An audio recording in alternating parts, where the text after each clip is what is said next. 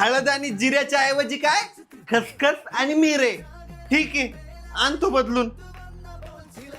आता बघ, मी सगळं सामान बरोबर आणलं. हे मीठ आणि हे मुरमुरे.